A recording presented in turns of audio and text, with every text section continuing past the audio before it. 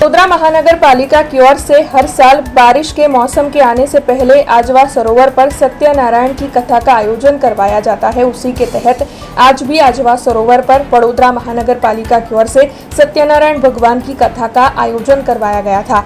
Mayor पिंकीबेन Soni के यजमान पद पर सत्यनारायण भगवान की ये कथा आयोजित हुई थी।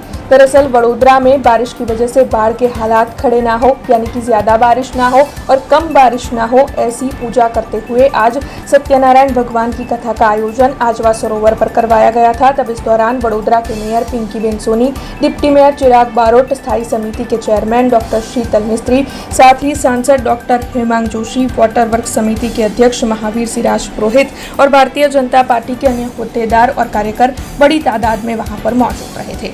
प्रकारे दक्षिण भारतમાં ચોમાસાએ વિધિવત રીતે દસ્તક દીધી છે।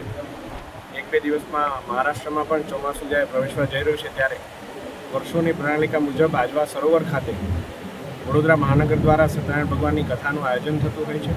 આ કથામાં ભગવાનને પ્રાર્થના કરવામાં આવતી હોય છે કે આ વખતનો જે ચોમાસું હોય એ વડોદરા માટે લાભદાયી નીવડે।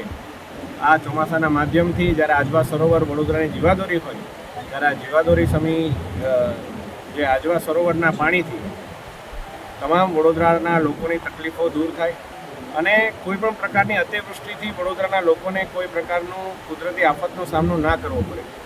આ હેતુથી આજે સત્યનારાયણ ભગવાનના પૂજનનું આજે કથાનું આયોજન કરવામાં આવ્યું છે અને એના કથાના પૂજનમાં વડોદરા મહાનગરના પ્રથમ નાગરિક સાથે મને પણ પૂજનમાં સંમિલિત થવાનું સૌભાગ્ય પ્રાપ્ત થયું છે। ત્યારે વડોદરા મહાનગરપાલિકાનો હું આ તબક્કે ખૂબ ખૂબ આભાર। हमसे जुड़े रहने के लिए हमारे YouTube चैनल को सब्सक्राइब करें और नई वीडियो की नोटिफिकेशन के लिए बेल आइकॉन को दबाएं।